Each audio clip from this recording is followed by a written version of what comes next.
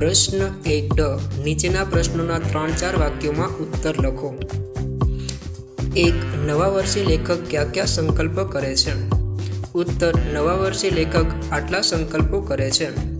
આખું વર્ષ વહેલા ઉઠવું, નિયમિત નોંધપોથી લખવી, આજ પછી કસરત ન કરી હોય તે દિવસે જમવું નહીં, કદી ચા ન પીવી, હંમેશા 1.5 કલાક કાઢવું, 3-4 કલાક બાદ।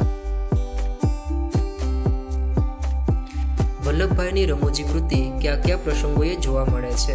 ઉત્તર: વલ્લભભાઈની રમૂજી કૃતિ આ પ્રસંગોમાં જોવા મળે છે। એકવાર મહાદેવભાઈએ ક્યાંક એક શબ્દ વાંચેલો, રચનાત્મક ગફલત। એમને આ શબ્દની વાંચીને નવાઈ લાગી। એમને થયું કે રચનાત્મક ગફલત તે વળી કેવી હોય? પણ સરદારે બિરબલની છટાથી કહ્યું, ન સમજ્યા? આજે તમે દાળ બનાવી હતી તેવી દાજેલી દાળ। જગમોહનદાસ શેઠમાંથી નાના બની ગયા પછી તેમના ઘરની સ્થિતિ વિશે જણાવો। જવાબ: જગમોહનદાસ શેઠમાંથી નાના બની ગયા પછી તેમણે ઘરમાંથી બધા નોકરોને રજા આપી દીધી।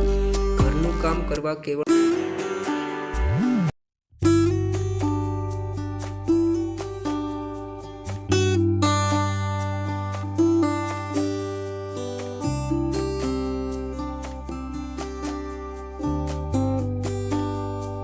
આખલાએ શા માટે ચંદા પર હુમલો ન કર્યો?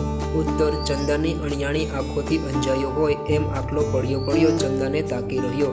ચંદાએ તેની આંખમાં આંખ પરોવી ત્રાટક રચ્યું। સામાન્ય રીતે દૂરથી કોઈ મનુષ્ય કે પશુને આવતું જુએ એટલે આખલો તેની પાછળ પડતો, પણ અહીં તો એ ઊંચી ડોક કરી ચંદા તરફ તાકી જ રહ્યો।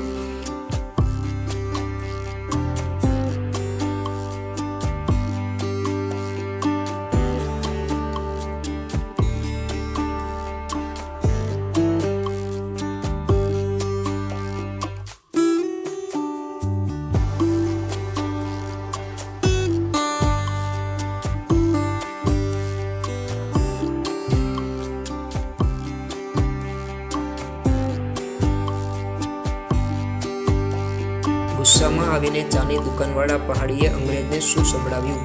ઉત્તર: ગુસ્સામાં આવીને ચાની દુકાનવાળા પહાડીએ અંગ્રેજને સંભળાવ્યું કે હું કપટી નથી, તું કપટી છે, તારો બાપ કપટી છે, તારો ભાઈ કપટી છે, તારા ચાચા કપટી છે, તારો બેટો કપટી છે, હું કપટી નથી।